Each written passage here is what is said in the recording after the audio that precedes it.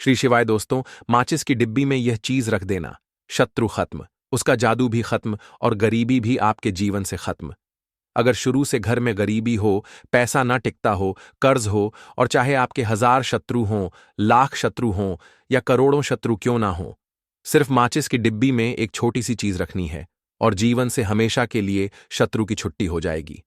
मतलब चाहे आपके गुप्त शत्रु हों या फिर वे शत्रु जिन्हें आप जानते हैं, ऐसे दुश्मन जिन्होंने आपको परेशान कर रखा है, समझ लीजिए अब माचिस की डिब्बी आपके जीवन से शत्रुओं को दूर कर देगी। ऐसा अचूक और उत्तम उपाय हम आपके लिए लेकर आए हैं कि इस उपाय को करते ही आपके शत्रुओं की बैंड बज जाएगी। शत्रु की सारी ताकत खत्म हो जाएगी, वे कुछ करने के लायक नहीं बचेंगे। आज जो लोग आपको अपनी ताकत दिखा रहे हैं, आपसे दुश्मनी निभा रहे हैं, बिना गलती के भी अगर आपके साथ बुरा कर रहे हैं, तो समझ लीजिए कि आज से उनकी उल्टी गिनती शुरू हो जाएगी। जब से आप इस उपाय को कर लेंगे, शत्रु मुक्ति का इतना अचूक उपाय आपके लिए लेकर आए हैं कि इस उपाय को करने से शत्रु पूरी तरह परास्त हो जाएंगे और कभी जीवन में लौटकर नहीं आएंगे। मतलब वे दोबारा गलती नहीं करेंगे, ना तो आपको परेशान करने की, ना ही आपको कष्ट देने की, और ना ही आप पर कुछ किया कराया करवाने की। और अगर उन्होंने पहले से कुछ करवा रखा होगा, जैसे बहुत से लोग तांत्रिकों या अन्य जगहों पर जाकर बुरा करने के लिए उपाय कराते हैं जिससे व्यक्ति को हर तरफ से बर्बाद कर दिया जाता है, तो आप विश्वास मानिए, जो उपाय हम आपके लिए लेकर आए हैं, इस उपाय को करने से आपके जीवन से शत्रु की छुट्टी हो जाएगी और फिर कभी शत्रु आपको परेशान नहीं कर पाएंगे। इस उपाय को करने में आपका कोई भी पैसा खर्च नहीं होगा, सिर्फ और सिर्फ माचिस से यह उपाय करना है। और माचिस तो हर किसी के घर में होती है। माचिस से ही आप अपने शत्रुओं को अपने जीवन से निकालकर दूर कर सकते हैं। कभी भी शत्रु परेशान नहीं करेंगे जब आप माचिस का यह छोटा सा उपाय करेंगे। आपको माचिस में सिर्फ एक चीज रखनी है। कौन सी चीज, कैसे रखनी है, किस दिन यह उपाय करना है, यह सब कुछ आपको इस वीडियो में बताया जाएगा। लेकिन उससे पहले आपको लगाना है जयकारा। देखिए, जयकारा सबसे पहले इसलिए लगाना जरूरी है क्योंकि जैसे ही जयकारा लगाते हैं, बालाजी महाराज की कृपा सीधे सीधे आपको मिलती है। इसीलिए पूरी श्रद्धा से जय श्री राम या जय बालाजी महाराज जरूर लिख दें, ताकि बालाजी महाराज का आशीर्वाद आपको और आपके पूरे परिवार को मिलता रहे। क्योंकि जिन पर इनका आशीर्वाद होता है, उनका कभी अहित नहीं होता, उनका हमेशा कल्याण ही होता है। इसलिए वीडियो को लाइक करें, चैनल को सब्सक्राइब जरूर करें। बालाजी महाराज के आशीर्वाद से ही आपकी समस्याओं का समाधान मिलेगा और यही कारण है कि यह उपाय आप तक पहुंचा है। अब चलते हैं उपाय की तरफ। देखिए, यह उपाय स्त्री भी कर सकती है, पुरुष भी कर सकते हैं। आप किसी भी दिन कर सकते हैं, बुधवार, शनिवार, रविवार या अमावस्या के दिन भी। इसका मतलब है कि किसी भी दिन आप यह उपाय कर सकते हैं, क्योंकि यह एक टोटका है और टोटके किसी भी दिन आप कर सकते हैं, ठीक है ना। गुप्त शत्रु के लिए भी कर सकते हैं और जिन लोगों को आप जानते हैं कि यह व्यक्ति मेरा दुश्मन है, उसके लिए भी आप यह उपाय कर सकते हैं। किस समय करना है? सुबह, शाम, दोपहर, किसी भी समय यह उपाय आप कर सकते हैं। तो चलिए बात कर लेते हैं उपाय की। देखिए, जयकारा नहीं लगाया हो तो जल्दी से जयकारा लगा दीजिए। सबसे पहले आपको एक माचिस लेनी है। माचिस की पूरी डिब्बी लेनी है। माचिस भरी हुई होनी चाहिए, तीली उसके अंदर हो। खाली माचिस बिल्कुल आपको नहीं लेनी है, भरी हुई माचिस लेनी है। साथ ही साथ एक छोटा सा कागज आपको लेना है। कागज ऐसा लें जिस पर कोई लाइन ना हो, कुछ लिखा हुआ ना हो, सिंपल कागज, सफेद रंग का। साथ ही साथ आपको क्या करना है, काले रंग का एक पेन भी लेना है। तो काले रंग का मार्कर होता है, वह भी आप ले सकते हैं। कोई भी पेन ले लीजिए, रंग काला होना चाहिए। अब आपको क्या करना है, जो कागज आपने लिया है, ठीक है ना, उस कागज के ऊपर आपको अपने शत्रु का नाम लिखना है। अगर नाम पता है तो मान लीजिए, शत्रु का नाम पता ही नहीं है, या शत्रु बहुत हैं, या गुप्त शत्रु हैं जिनके बारे में आप जानते ही नहीं। क्योंकि देखिए, गुप्त शत्रु का कोई पता नहीं लगा सकता। बहुत कम ऐसे लोग हैं जिन्हें पता होता है कि हां, गुप्त शत्रु हैं हमारे। ये पता लग जाता है किसी तरीके से। आधे से ज्यादा केस में गुप्त शत्रु के बारे में पता ही नहीं चलता है। इसलिए आप नाम ना लिखकर शत्रु या गुप्त शत्रु लिखेंगे पर्ची पर, तो आपको ज्यादा लाभ होगा। इससे क्या होगा, आपके जितने भी शत्रु हैं, 2 हैं, 3 हैं, 4 हैं, 1000 हैं, कितने भी हैं, सभी परास्त हो जाएंगे और सभी आपके जीवन से दूर हो जाएंगे। मतलब उनकी पूरी ताकत खत्म हो जाएगी, कुछ आपका नहीं बिगाड़ पाएंगे। तो कोशिश वे कितनी भी कर लें कि आपका नुकसान करना है, धन हानि करनी है, व्यापार खराब करना है, लेकिन वे कुछ नहीं कर पाएंगे। तो देखिए, पर्ची पर आपको नाम लिख लेना है या फिर नाम ना लिखकर आप शत्रु लिखें तो ज्यादा उत्तम है। शत्रु लिख लिया। अब उस पर्ची को आपको फोल्ड कर लेना है, ठीक है ना? मोड़कर उसे बंद कर लेना है पर्ची को। अब जो माचिस है आपके पास, उस माचिस के अंदर इस पर्ची को, इस सफेद रंग के कागज को जिस पर आपने शत्रु लिखा है, उस पर्ची को आपको रख लेना है। रख लिया। अब इस माचिस को आपको बंद करके अपने पास रख लेना है। माचिस खोलकर ही उसके अंदर आपको पर्ची रखनी है और फिर माचिस को 24 घंटे तक, कितने घंटे? 24 घंटे, यानी 24 आवर। 24 घंटे आपको उस माचिस को अपने पास रखना है। देखिए, जब 24 घंटे हो जाएंगे, उसके बाद आपको क्या करना है?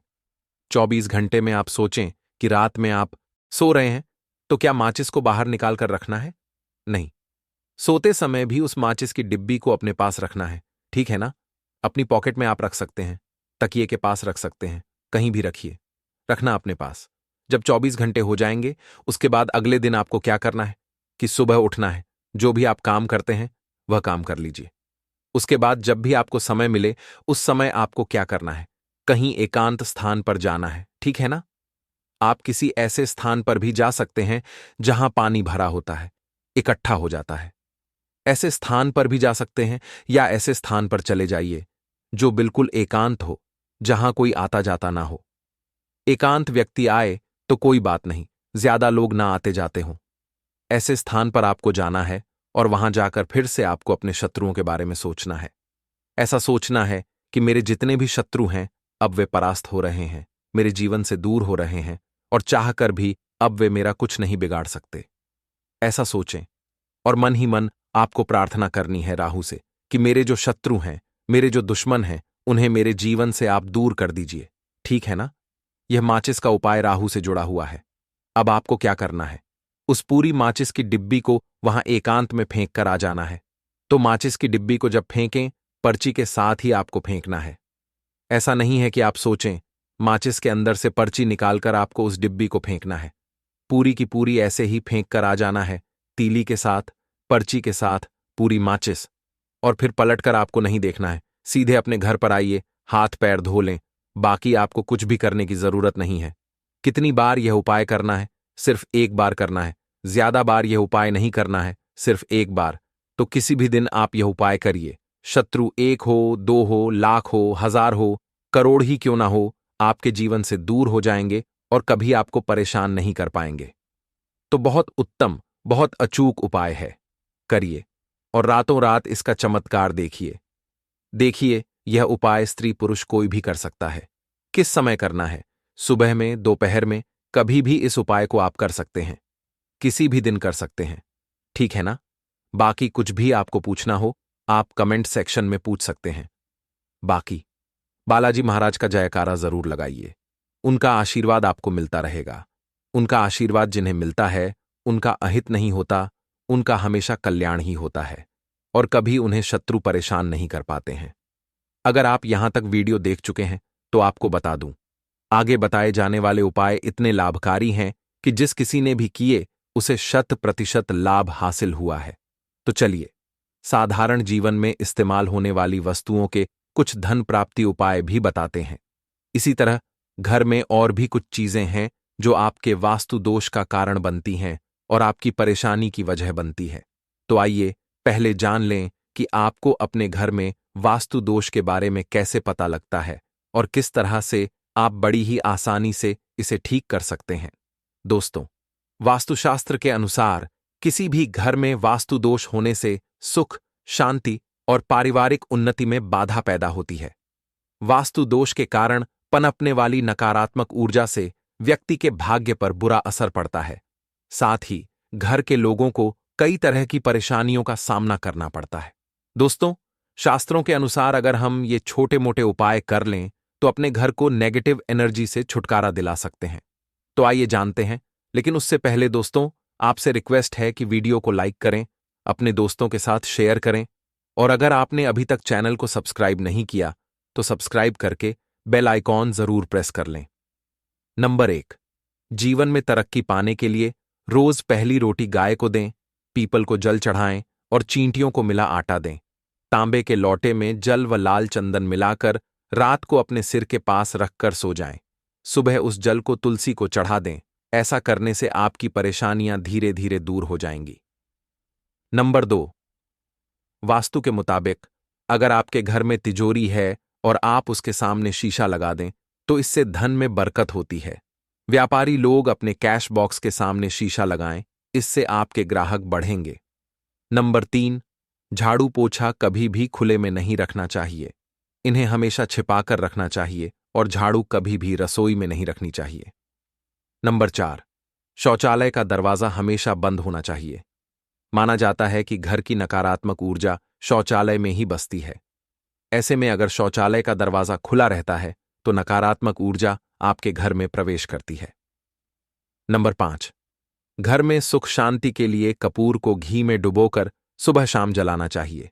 इससे घर में वास्तु दोष भी कम होता है और घर में रह रहे सदस्यों की परेशानियां दूर होती हैं। नंबर 6, दुर्घटनाओं से बचने के लिए शाम को हनुमान चालीसा के बाद कपूर जरूर जलाना चाहिए। नंबर 7, घर में जिस जगह वास्तु दोष हो वहां कपूर की 2 टिकियां रखें। खत्म हो जाने के बाद वहां दोबारा इसे रखें। नंबर 8, अस्त के बाद कभी भी किसी को दूध, दही या प्याज नहीं देना चाहिए। यह भाग्य में बाधक बन सकता है। नंबर 9, घर के मुख्य द्वार पर कड़ादान कभी भी ना रखें। नंबर 10, घर में टूटा हुआ शीशा कभी भी नहीं होना चाहिए। नंबर 11, अच्छे भाग्य के लिए सुबह नहाते समय पानी में थोड़ा सा कपूर का तेल मिलाएं। शनिवार को चमेली का तेल भी मिला सकते हैं। नंबर 12, लक्ष्मी की कृपा पाने के लिए रोज रात को रसोई अच्छी तरह से साफ करके चांदी की कटोरी में कपूर और लौंग जलाएं। यह प्रक्रिया रोज की जाए तो घर में बरकत बनी रहती है और मां लक्ष्मी जल्द ही ऐसे घर की ओर आकर्षित होती हैं। ऐसे घर से नकारात्मक ऊर्जा हमेशा दूर रहती है।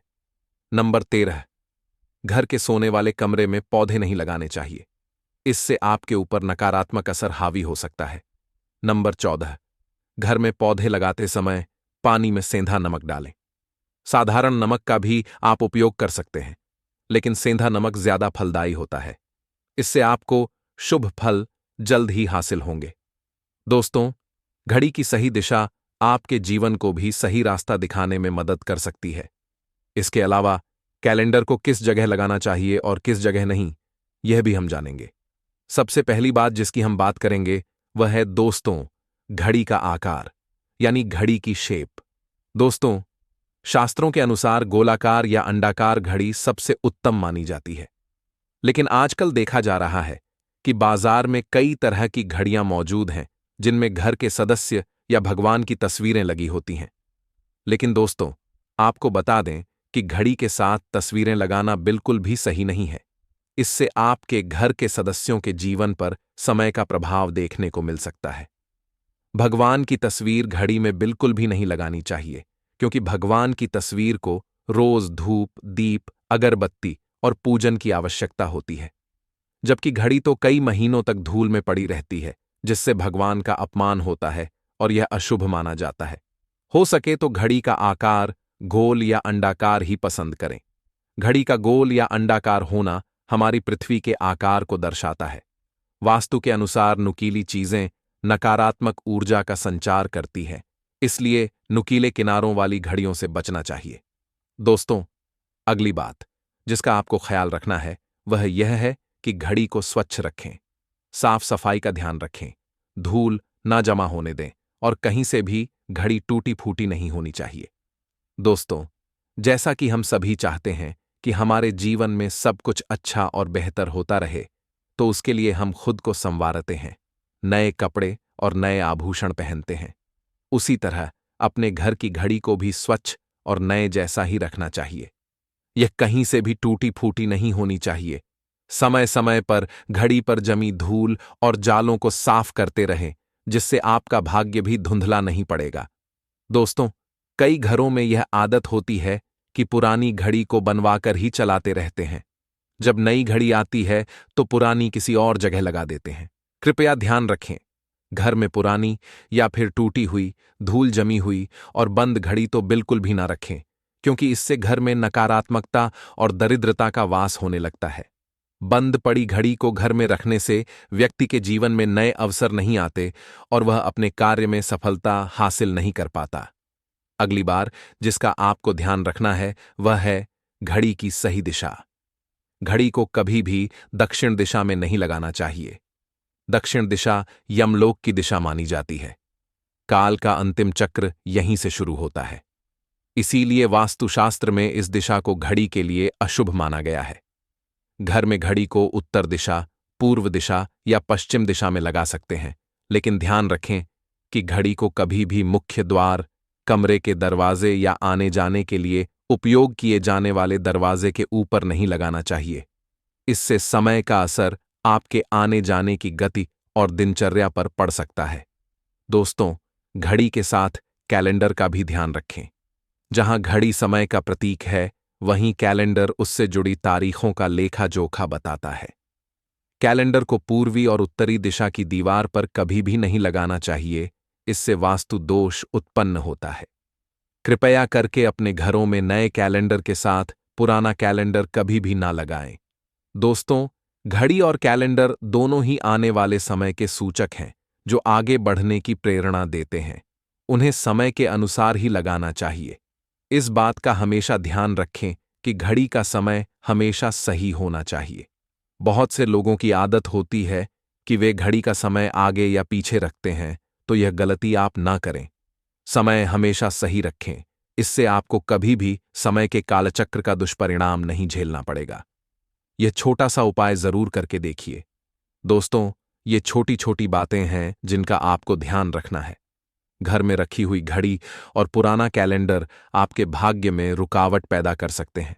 इसीलिए वक्त के साथ आगे बढ़ते रहने के लिए घड़ी और कैलेंडर को समय समय पर बदलते रहिए। कैलेंडर को कभी भी अपने सोने के कमरे में ना लगाएं, ना ही इसे मुख्य द्वार पर टांगें। यह शुभ नहीं माना जाता। पुरानी घड़ी को दान में देना शुभ माना जाता है। इससे आपके जीवन से बुरा समय निकल जाता है। इसीलिए अगर आपके घर में कोई पुरानी घड़ी है जो टूटी फूटी ना हो और खराब ना हो, तो उसे किसी जरूरतमंद को दान में जरूर दें।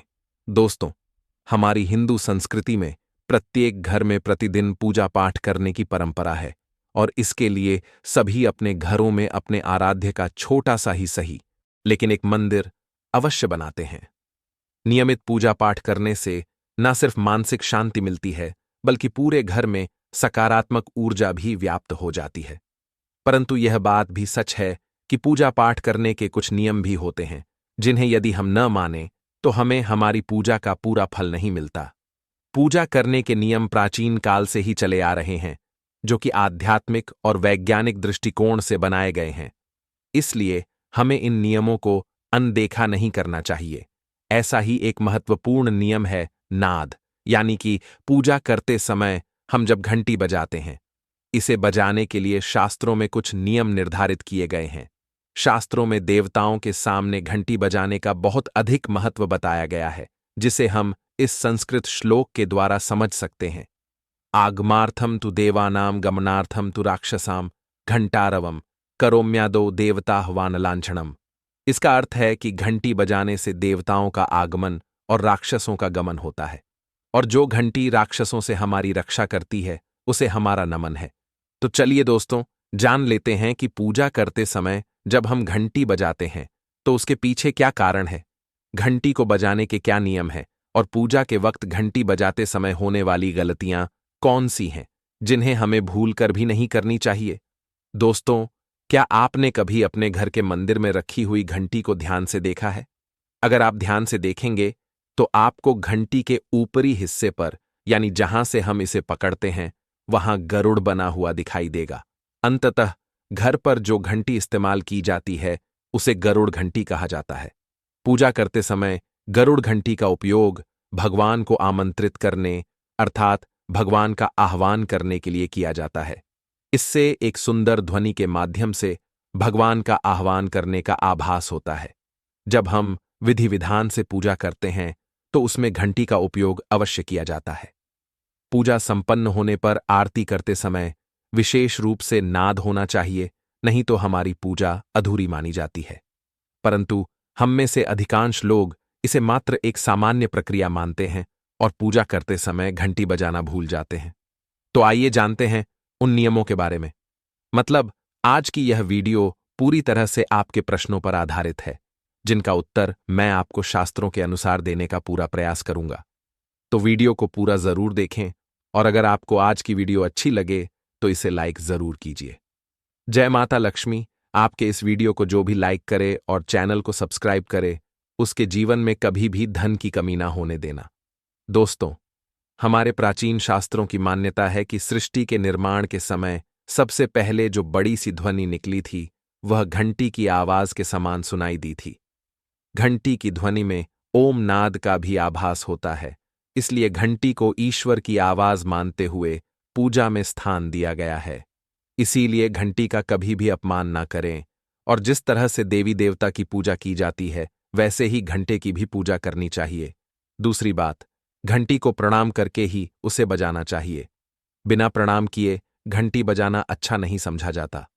दोस्तों, आपने अक्सर यह महसूस किया होगा कि पूजा करते समय जैसे ही घंटी बजाई जाती है तो पूरे घर के साथ साथ संपूर्ण वातावरण शुद्ध और पवित्र सा हो जाता है और चारों ओर सकारात्मकता फैल जाती है। परंतु यदि हम नियमों को नजरअंदाज कर देते हैं तो हमें इसका संपूर्ण फल नहीं मिल पाता है। दोस्तों, अधिकतर लोग पूजा संपन्न होने पर सिर्फ आरती के समय ही घंटी बजाते हैं, परंतु यह भी ध्यान रखें कि भगवान को जल अर्पण करते समय, धूप दीप लगाते समय, नैवेद्य अर्पण करते समय नाद करना चाहिए।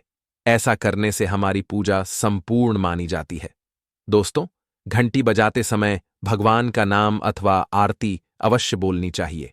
1 या 2 मिनट ना हो, परंतु प्रतिदिन सुबह शाम घर में घंटी अवश्य बजानी चाहिए। यदि आपको अपने घर में या अपने आप में नकारात्मकता महसूस हो तो आप थोड़ी देर के लिए भगवान के सामने घंटी अवश्य बजाएं। सारी नकारात्मकता नष्ट हो जाएगी। दोस्तों, पूजा घर में शनि महाराज एकांत, विरह, उदासीनता और वैराग्य के देवता माने जाते हैं, जबकि गृहस्थी को चलाने के लिए राग, प्रेम एवं भौतिक चीजों की जरूरत होती है। इसलिए शनि की मूर्ति को घर में नहीं लाना चाहिए। दोस्तों, सबसे पहली बात दीपक और धूपदान की। भारत की परंपरा मिट्टी से जुड़ी हुई है, इसीलिए मंदिर में पारंपरिक मिट्टी का दीपक अवश्य होना चाहिए। अगर आप मिट्टी का दीपक नहीं रख सकते हैं तो धातु के दीपक का उपयोग करें। अगर भगवान में आपकी आस्था ज्यादा हो तो आप उपला रखकर गुड़ और घी की धूप भी दे सकते हैं। ऐसा करने से घर में सुख शांति बनी रहती है। दूसरी चीज, घर के मंदिर में स्वस्तिक अवश्य होना चाहिए। या तो आप इसे बना लें, क्योंकि स्वस्तिक आपके घर की शक्ति, सौभाग्य, समृद्धि और शुभता का प्रतीक समझा जाता है।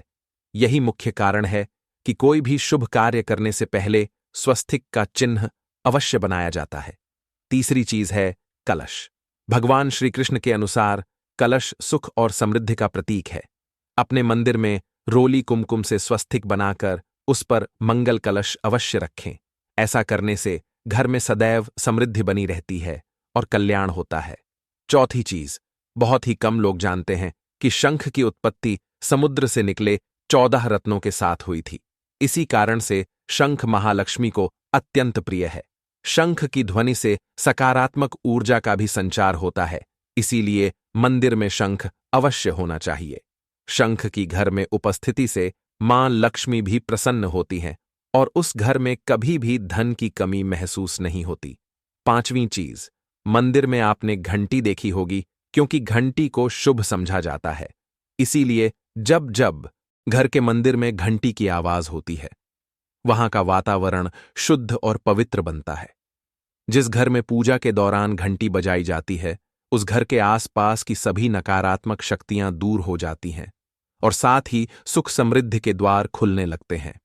तो यह हैं वे वस्तुएं जिन्हें घर के मंदिर में जरूर रखना चाहिए। आइए अब जान लेते हैं कि घर में कौन सी चीजें कभी नहीं रखनी चाहिए। सबसे पहली चीज, गणेश जी की मूर्ति। घर में कभी भी गणेश जी की मूर्तियों को 3 अथवा 5 यानी विषम संख्या में नहीं रखना चाहिए। अपने मंदिर में गणेश जी की सिर्फ 2 मूर्तियां रखें, इसे शुभ समझा जाता है। अगर आप अपने मंगल की कामना करते हैं तो गणेश जी की मूर्ति मुख्य द्वार पर अंदर की तरफ मुख करके लगा लें। कई लोग यह गलती करते हैं कि मुख्य द्वार पर गणेश जी की मूर्ति बाहर की ओर मुख करके लगा देते हैं, जिससे उन्हें काफी नुकसान का सामना करना पड़ता है। अगर आप चाहें तो द्वार के दोनों ओर गणेश जी की तस्वीर या प्रतिमा लगा सकते हैं।